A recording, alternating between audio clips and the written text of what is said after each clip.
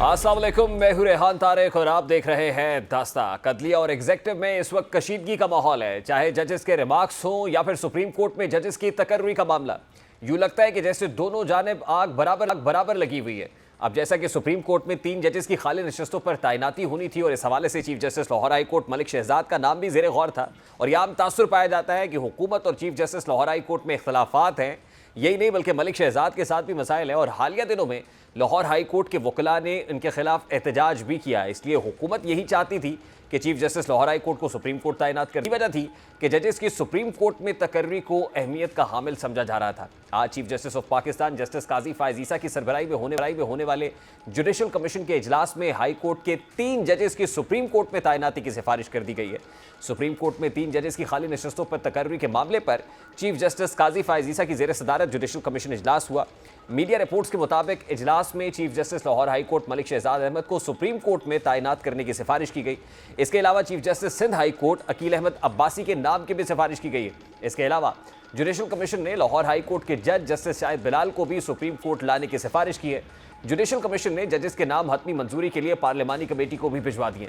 Chief justice Punjab और chief justice Sindh high court समेत, यानी chief justice Lahore high court और chief justice Sindh high court समेत तीनों जजेस को सुप्रीम कोर्ट में मंजूरी के बाद सुप्रीम कोर्ट के जजेस की तादाद 17 हो जाएगी। अब chief justice Lahore high court Malik Shahzad की सुप्रीम कोर्ट में तैनाती की सिफारिश को इस जा रहा है कि चूंकि उन्होंने इलेक्शन ट्राइब्यूनल में जजेस नामजद किए जिनकी इलेक्शन कमीशन ने उनको रोका। हुकूमत को यह खदशा था कि अगर chief justice Lahore high court की मर्जी से इलेक्शन ट्राइब्यूनल में जजेस लग जाते हैं तो इससे हुकूमत मुश्किल में आ सकती है, क्योंकि जिस तरह तहरीक इंसाफ ये दावा कर रही है कि इंतखाबात में उसके साथ खुला धांधली हुई, ऐसे में अगर chief justice Lahore high court की मर्जी से जजेस तैनात होते थे ये हल्के खुल सकते थे और तहरीक इंसाफ को अपनी नशस्तें वापस मिलने का अमल शुरू हो जाता। क्योंकि पिछले chief justice Lahore high court वाकिफ़ान हाल ये भी कहते हैं कि दूसरा मसला जो हुकूमत को chief justice Lahore high court से था वही इंसदादी दहशतगर्दी की अदालत में भी chief justice Lahore high court ने इंसदादी दहशतगर्दी की अदालत में जजेस नामजद किए, जिसको पंजाब हुकूमत ने नोटिफाई नहीं किया, क्योंकि हुकूमत को यह खदशा था कि 9 मई वाक़े में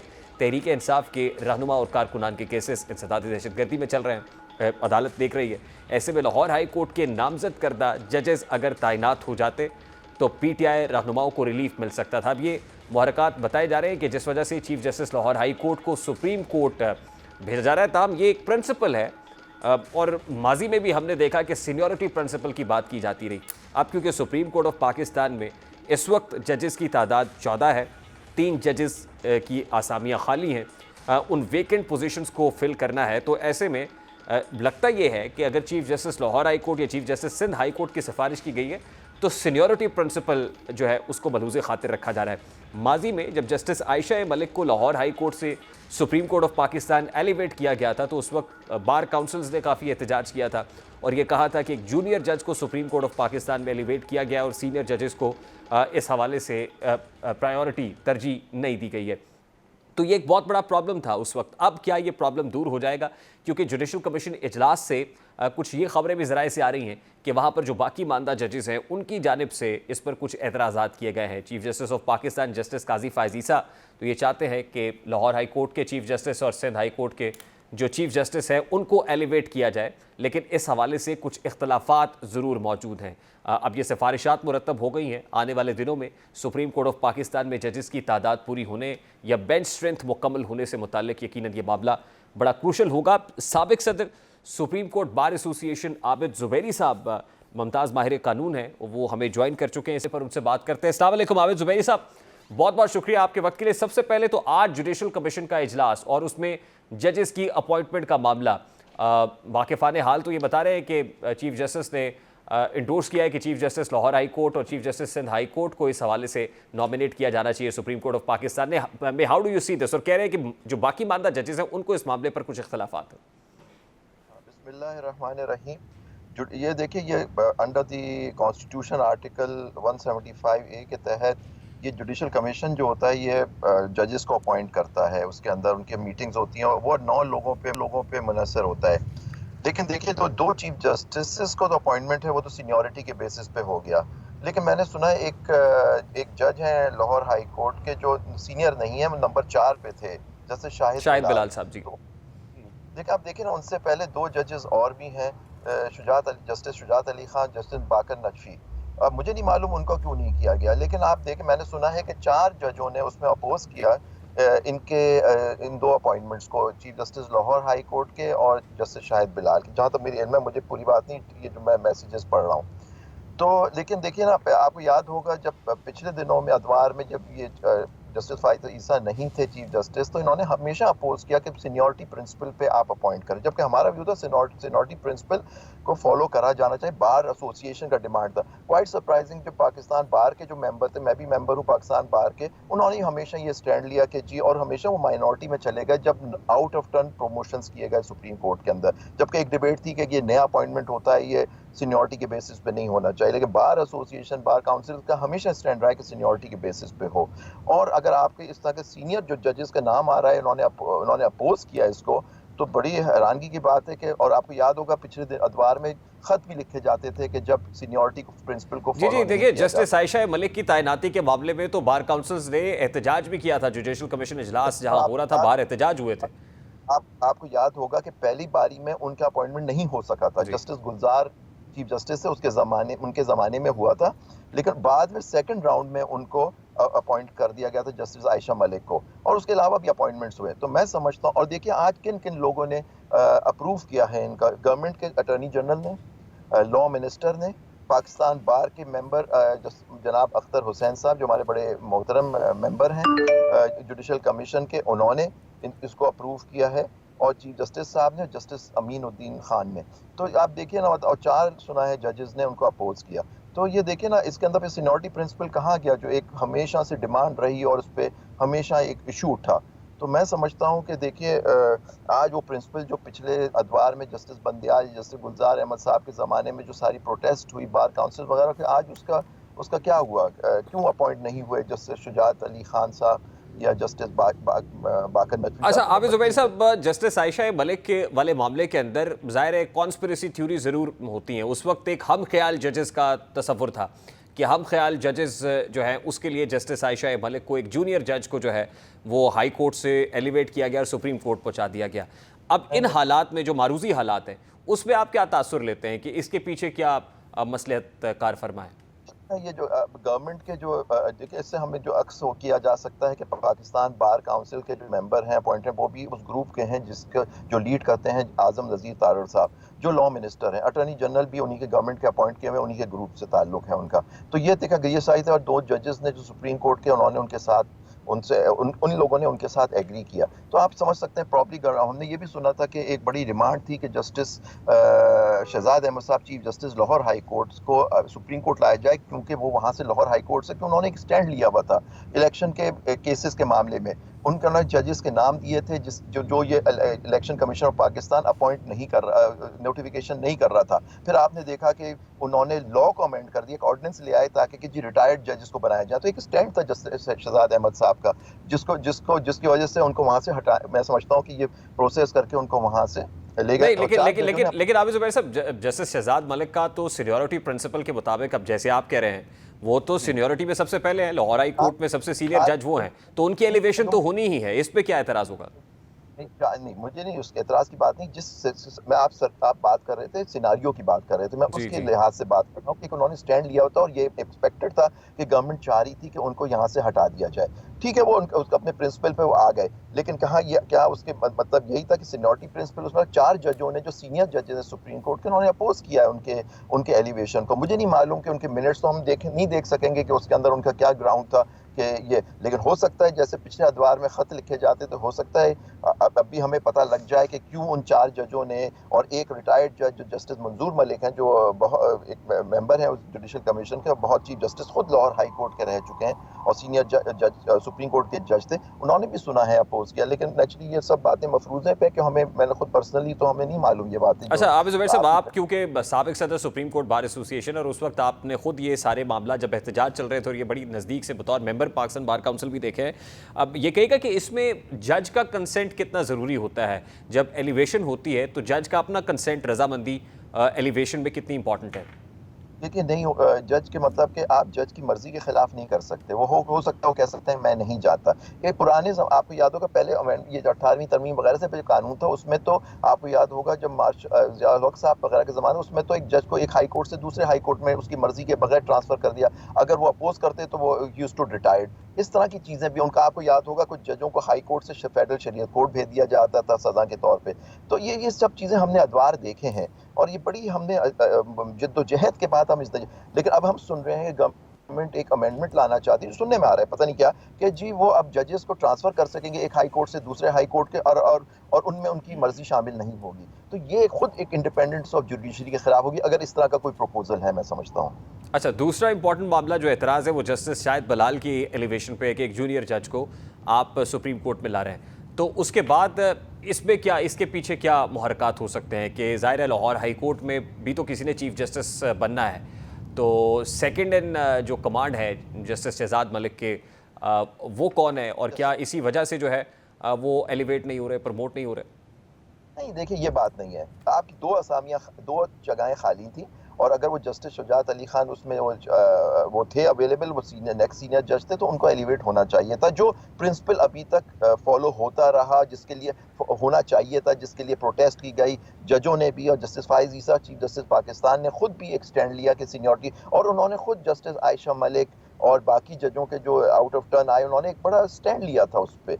तो आज मुझे नहीं पता कि क्या वजह हुई कि एक नंबर 4 पे जो जज अच्छा, थे। एक और इम्पोर्टेंट मामला भी तो नाबिल ज़ुबैरी साहब, जिस वक्त जस्टिस आयशा मलिक प्रमोट हुई थी तो उस वक्त ये भी बात सामने आई थी कि किसी जज को एलिवेट करने के लिए, सुप्रीम कोर्ट भेजने के लिए, जो मुतल्लिका हाई कोर्ट है उसके चीफ जस्टिस से भी पूछा जाता है, उसके इंडोर्समेंट के बाद ये होता है। तो क्या इस केस में भी chief justice Lahore high court से पूछा गया हो? नहीं, नहीं, इस तरह से नहीं होता, क्योंकि देखिए अपॉइंटमेंट जो होती है जुडिशल कमीशन के थ्रू होती है, और जुडिशल कमीशन के जो मेंबरान होते हैं उनकी कंसेंट, उनको एलिवेट करना होता है जुडिशल कमीशन में। उसमें चीफ जस्टिस का, हाँ, अपॉइंटमेंट ऑफ जज किसी हाई कोर्ट में होगा तो सीनियर जज और चीफ जस्टिस साहब जुडिशल कमीशन के मेंबर होंगे। तो ये वो इस तरह से नहीं, लेकिन उस तरीक़ाकार वक्त एक प्रॉब्लम था ना कि chief justice Lahore high court जो उस वक्त थे वो खुद शायद नहीं चाहते थे कि वो सुप्रीम कोर्ट जाएं। हम बातें जी। आप उनसे पूछिए ना कि उन्होंने अब मना किया था, यानी अगर उन्होंने मना किया तो अलग बात है। लेकिन मुझे नहीं मालूम कि जितने, और ये सारे सब काफ़ी ये जो जजेस जिनका आप नाम ले रहे हैं, या जस्टिस आयशा मलिक से सीनियर थे जो अब एलिवेट हो रहे हैं। तो ये तो आप उधर बेहतर समझ सकते हैं कि उनको एलिवेट, उस पे तो एक स्टैंड था कि जी, लेकिन एक दफ़ा जब अपॉइंट हो गए जब ठीक है, तो क्योंकि पीसी ने भी अप्रूव किया, फिर सदर मुमलिकत ने उनका नोटिफिकेशन इशू किया, तो सब अकॉर्डिंग टू जुडिशल जो रूल है उसके हिसाब से। लेकिन वो जो प्रिंसिपल था सीनियरिटी का, जिसके लिए लोगों ने जिद्दोजहद की कि आप पिक एंड चूज नहीं होना चाहिए, तो वो आज मैं समझता हूँ कि वो फॉलो नहीं हुआ एक केस में। आबिद ज़ुबैर साहब, लास्टली एंड वेरी क्विकली, क्योंकि बहुत सारे जो पॉलिटिकल एस्पेक्ट्स हैं या एलिमेंट्स हैं वो भी आ जाते हैं, तो ये एक इस्तिलाह जो बहुत इस्तेमाल की जा रही है इन दिनों, वो ब्लैक बम्बल बीज, काले भूंड की इस्तिलाह है। तो ये काले भूंड जो हैं वो कितना दर्द सर बने हुए हैं मुक़्तदरा के लिए दिस पॉइंट इन टाइम। आपने देखा नहीं कि आपने कहा नहीं कि उन्होंने वो कहा काली भेड़ें हैं, उसका जवाब में ये कहा गया था, आपको याद है जुडिशरी को काली भेड़ें कहा गया, जबकि जनाब मोहतरम अटॉर्नी जनरल साहब ने कहा कि वो पिछले जजों के बारे में कह रहे थे, जिसपे जजों ने कहा नहीं, ये आजकल के जजों के बारे में कहा जा रहा है, क्योंकि वो 6 जजों ने जो अपना एक स्टैंड लिया हुआ है कि किस तरह से उनके काम में मदाखलत करने की कोशिश की जाती है, उसकी वजह से ये सारी बातें हो रही हैं कि उनको काली भेड़ें कहा गया, जिसपे एक जज साहब, मोहतरम जज साहब ने कहा कि काली भेड़ नहीं, काली बम्बल बी जो आप फरमा रहे हैं भेड़ें हैं। तो ये मुश्किल है, यानी ये दर्द सर है हुकूमत के लिए, वो ब्लैक बबल जब बीज या काले भूंड जो अब है। अब ये तो अभी तो पता लगेगा कि जो एलिवेशंस हुई हैं उससे क्या असर होगा कोर्ट की कॉम्पोजिशन पे।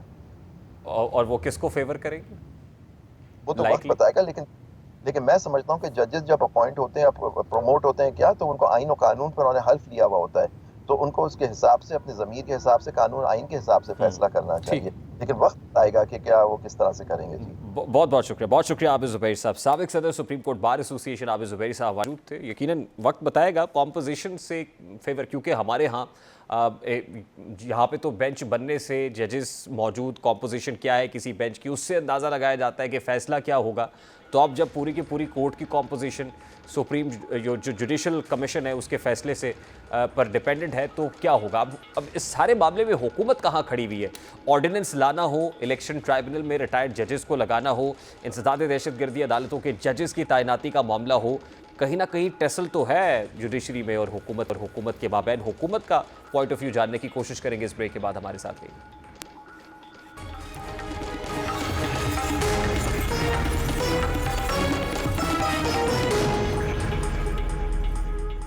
पार्लियामान में कानून साजी अवाम की फलाह बहबूद के लिए की जाती है, लेकिन बदकिस्मती से हमारी पार्लियामान में कानून मुतनाज़ सूरत हाल इख्तियार कर लेता है। ऐसी सूरत हाल एक बार फिर पार्लियामान में देखने को मिल रही है।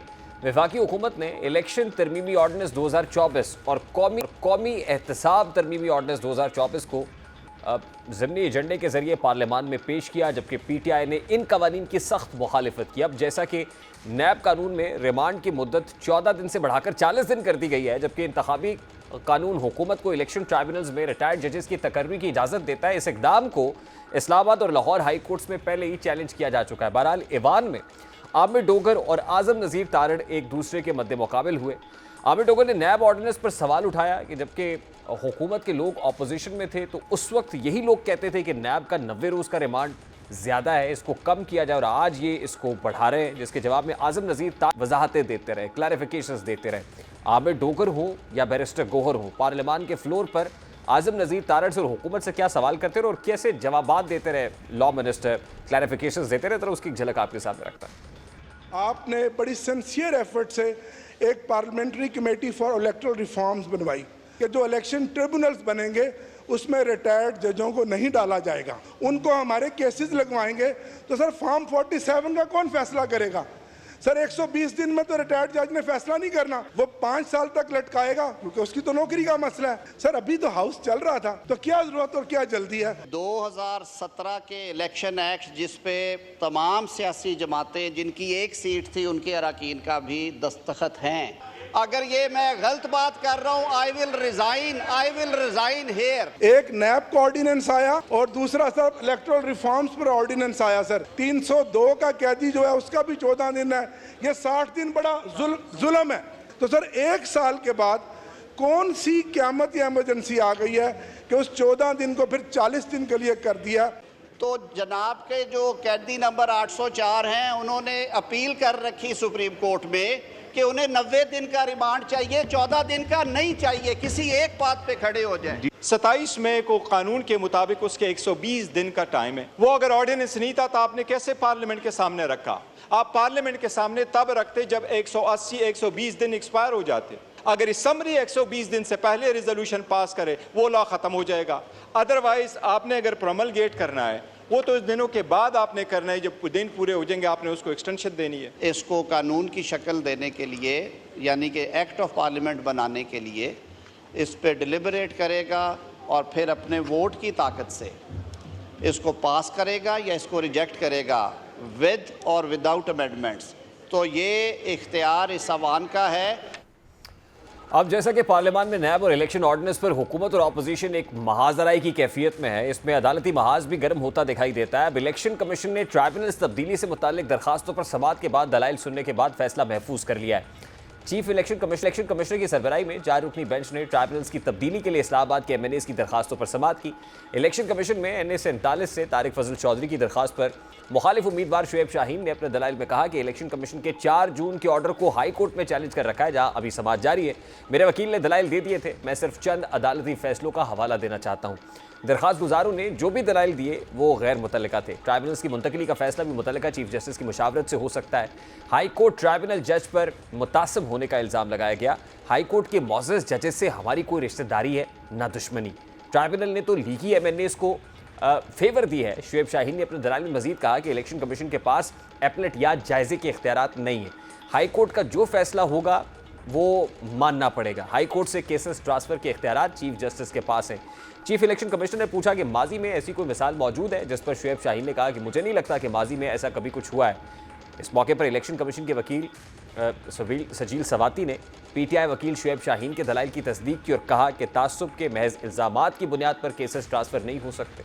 शुएब शाहीन ने कहा कि जज खुद भी चाहे तो केस से अलग हो सकता है। जजेस पर ट्रांसफर के लिए कोई एतराज़ होना चाहिए जिस पर सबूत पेश होने होते हैं। NH46 से उम्मीदवार आमिर मुगल के वकील फैसल चौधरी ने अपने दलाइल में कहा कि जज के तासुब और मफादात के टकराव के हवाले से शुएब शाहीन के दलाइल को इख्तियार करता हूँ। तमाम दलाइल सुनने के बाद अब फैसला महफूज हुआ है। इलेक्शन कमीशन ऑफ पाकिस्तान में भी दूसरी जानिब इस्लामाबाद हाई कोर्ट ने भी इस हवाले से फरीकैन को नोटिस कर दिए हैं और समाअत मुलतवी हुई है।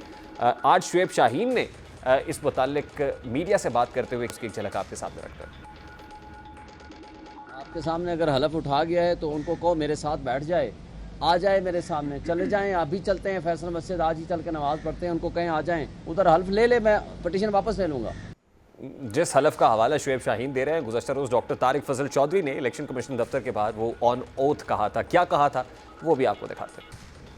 जो ट्रायल हो रहा है इसमें ये सारी बातें आएंगी, लेकिन मैं बिल्कुल आपको हल्फिया बयान देता हूँ कि हमने इलेक्शन में ना कोई बेज़ाब्ती की है, ना बेईमानी की है, ना कोई जाली वोट डाला है और ना किसी तरह का कोई चक्कर किया है। इस वक्त पाकिस्तान मुस्लिम लीग नून के रहनुमा अली गौहर बलोच साहब हमारे साथ मौजूद है। अस्सलाम वालेकुम अली गौहर साहब, बहुत बहुत शुक्रिया आपके वक्त के लिए।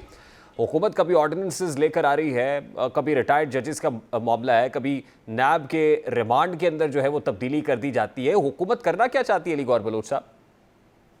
देखिए, ये तमाम कानूनी मामलात हैं और ये जाहिर है एक आईनी तरीके के साथ प्रोसीजर ये सारा होता है। कोई भी ऐसा कदम हुकूमत नहीं उठाएगी जो कानून और आइन से हटके हो। और जाहिर है कि ट्रिब्यूनल्स में रिटायर्ड जजेस की नुमाइंदगी रही है। रिटायर्ड जजेस अगरचे रिटायर्ड होते हैं, लेकिन जाहिर है कि ऐसे जजेस जिनकी क्रेडिबिलिटी हो, और आपको पता है कि लखूखा केस हैं जो कि हमारी अदालतों में पेंडिंग पड़े होते हैं, और अगर तमाम सर्विंग जजेस जो हैं वो अगर इन ट्रिब्यूनल्स में होंगे तो फिर मामलात और अली गौहर बलोच साहब, सर्विंग जजेस की मौजूदगी के बावजूद, यानी अवेलेबिलिटी दस्तयाबी के बावजूद अगर आप रिटायर्ड जजेस को लगाना चाहेंगे और इंटेंशन ये होगी कि मौजूदा जजेस पर एतमाद नहीं है, क्योंकि इस्लामाबाद के अंदर पाकिस्तान मुस्लिम लीग नून के अपने उम्मीदवारों ने ये एतराज़ात 45 रोज़ गुजर जाने के बाद दायर किए हैं कि जज साहब पर एतमाद नहीं है जो इलेक्शन ट्राइब्यूनल की सरबराही कर रहा है।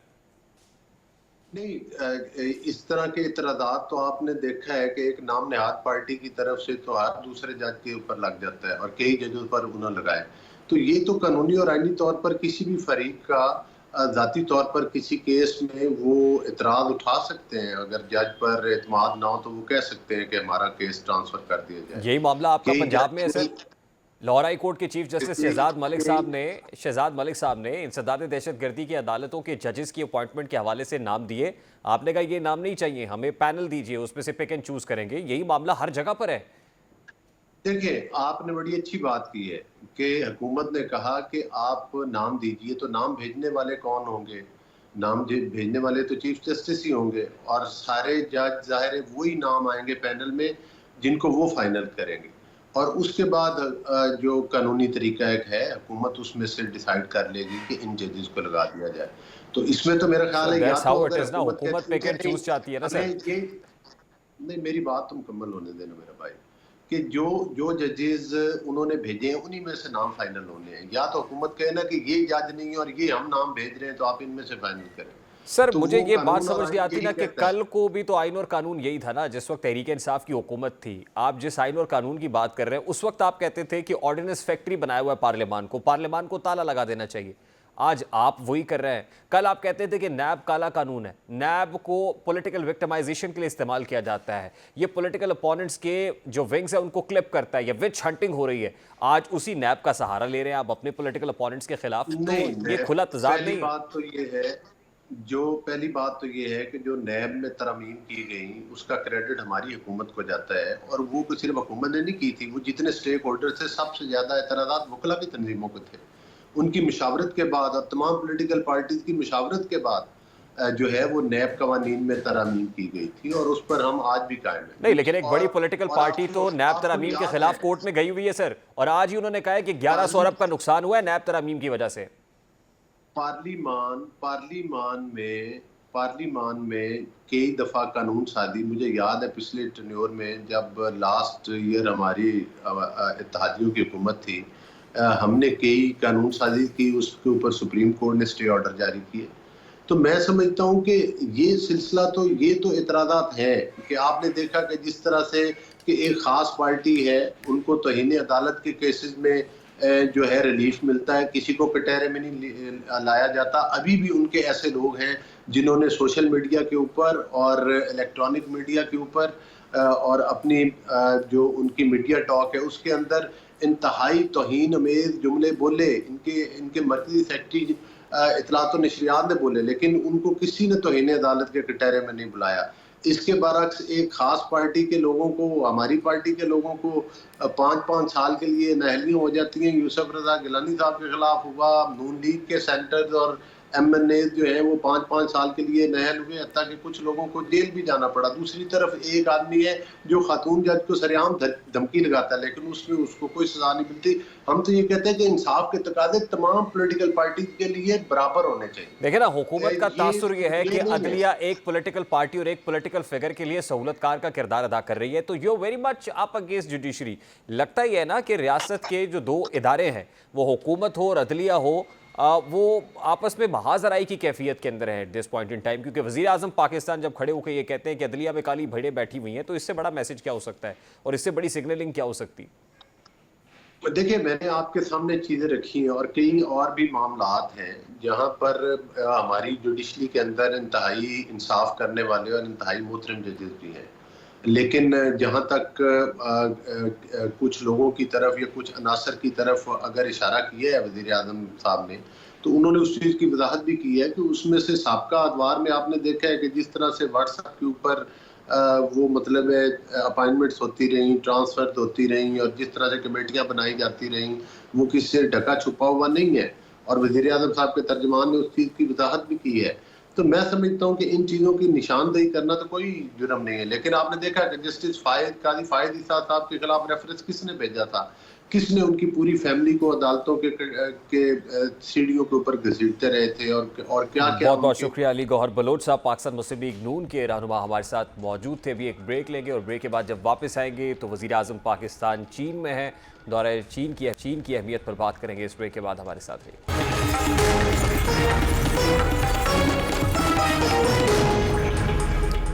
पाकिस्तान अपनी मईशत को मजबूत करने के लिए दोस्त ममालिक से ताउन चाहता है। इनमें से एक मुल्क चीन है। वज़ीर आज़म शहबाज शरीफ मईशत की मजबूती के लिए दौरे चीन पर हैं और इसी वजह से इस दौरे को बहुत अहमियत दी जा रही है। वज़ीर आज़म शहबाज शरीफ ने आज बीजिंग के great hall of the people में चीनी हम मनसब ली जियांग से चीनी वज़ीर आज़म से मुलाकात की। इस मौका पर चीनी पीपल्स लिबरेशन आर्मी के दस्ते ने उन्हें गार्ड ऑफ ऑनर पेश किया और सबसे दिलचस्प बात यह थी कि chief of the army staff general Asim Munir भी इस मौके पर मौजूद थे। देखा जाए तो जनरल आसिम मुनीर का वज़ीर आज़म के साथ होना इस बात की दलील है कि पाक फ़ौज मईशत की बेहतरी के लिए हुकूमत के साथ खड़ी है। बहरहाल इस दौरान CPEC मनसूबे को अपग्रेड करने पर इत्तफाक किया गया। वज़ीर आज़म हाउस से जारी किए गए बयान के मुताबिक वफूद की सतह पर बातचीत के बाद मफावती याददाश्तों पर दस्तखत की तकरीब हुई, जिसमें वज़ीर आज़म शहबाज शरीफ और वज़ीर आज़म ली जियांग ने शिरकत की। तकरीब के दौरान दोनों ममालिक के दरमियान टेलीविज़न, फिल्म, ट्रांसपोर्ट, इंफ्रास्ट्रक्चर, सनत, तवानाई, ज़राअत, सेहत, समाजी इक़्तिसादी तरक्की और बाहमी दिलचस्पी के दीगर शोबों में ताउन को मज़ीद मजबूत बनाने के लिए 23 मफाहमती याददाश्तों और मुआहिदों पर दस्तखत हुए। बयान के मुताबिक दोनों रहनुमाओं के दरमियान मुलाकात में CPEC को अपग्रेड करके मज़ीद ताउन बढ़ाने पर भी इत्तफाक हुआ। दोनों फरीकैन ने गवादर शहर की CPEC के एक अहम सतून के तौर पर अहमियत पर तबादला ख्याल किया और गवादर को इलाकाई और इक़्तिसादी मरकज़ में तब्दील करने के लिए तमाम मुतल्लिका बुनियादी ढांचे के मनसूबों की बरवक्त तकमील पर इत्तफाक हुआ है। मज़ीद कहा गया कि दोनों ममालिक की क़यादत ने CPEC के मुखालिफिन के ख़िलाफ़ अपने पुख्ता अज़्म का भी इजहार किया है। इस दौरे का एक अहम मकसद चीन पाकिस्तान इक़्तिसादी राहदारी के दूसरे मरहले के मनसूबों को हतमी शक्ल देकर उन पर काम की रफ्तार को आगे बढ़ाना है। चीनी रवानगी से कबल एक बयान में वज़ीर आज़म शहबाज शरीफ कह चुके हैं कि चीन के ताउन से गवादर बंदरगाह को लॉजिस्टिक्स का सबसे बड़ा हब बनाया जाएगा। 2013 में CPEC मनसूबे को हतमी शक्ल देकर इस पर काम का आगाज़ किया गया था और गुज़श्ता साल 2023 में इस मनसूबे के 10 साल मुकम्मल होने पर चीन के नायब वज़ीर आज़म और कम्युनिस्ट पार्टी ऑफ चाइना की मरकज़ी कमेटी के सियासी दफ्तर के रुकन ही लिफिंग ने पाकिस्तान का दौरा भी किया था। अब जब ली जियांग ने इस्तकबालिया तकरीब का इनेकाद किया गया वज़ीर आज़म के एजाज़ में, तो इसके बाद ही सदर शी जिनपिंग से मुलाकात भी स्केजूल थी और ज़राए ये कंफर्म कर रहे हैं कि इसके बाद चीनी सदर शी जिनपिंग से वज़ीर आज़म और कैबिनेट की मुलाकात भी हो गई है। अभी एक ब्रेक लेंगे और ब्रेक के बाद जब वापस आएंगे तो सोशल मीडिया सारिफीन ख़बरदार हो जाएं, क्योंकि कुछ अहम शराइत और ज़वाबित है जो लागू होने जा रहे हैं, जिससे सोशल मीडिया सारिफीन को सोशल मीडिया इस्तेमाल करते एहतियाती तदाबीर भी इख्तियार करनी पड़ेगी। वो एहतियाती तदाबीर क्या होंगी, बात करेंगे इस ब्रेक के बाद। हमारे साथ रहिए।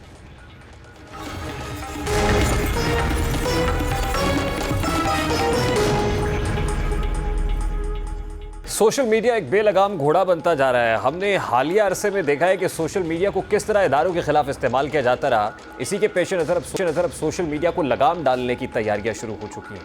रोज़नामा जंग में शाया रिपोर्ट के मुताबिक सोशल मीडिया पर लगाम डालने के लिए इंटरनेट सर्विस फराहम करने वाली मुख्तलिफ कंपनीज में से एक कौमी फायरवॉल इंस्टॉल कर रही है ताकि नाजायज़ मवाद को वसीतर इंटरनेट सारिफीन तक पहुँचने से पहले फ़िल्टर आउट किया जा सके, रोका जा सके। एक तरफ तो ये फायरवॉल है जो ख़रीदा जा चुका है और अब इसे इंस्टॉल किया जा रहा है, और दूसरी तरफ जो VPN का इस्तेमाल है, VPN को भी मशरूत किया जा रहा है कि पाकिस्तान टेलीकम्युनिकेशन अथॉरिटी के पास एक कंट्रोल होगा कि सबसे पहले वो ये फ़िल्टर आउट करेंगे कि क्या इसको VPN की एक्सेस होनी चाहिए या नहीं होनी चाहिए, और अगर आप इसका फिर भी इस्तेमाल करते हैं तो खिलाफ वर्जी पर आपके अगेंस्ट यानी अब सोशल मीडिया इस्तेमाल करना भी ख़तरे से खाली नहीं होगा।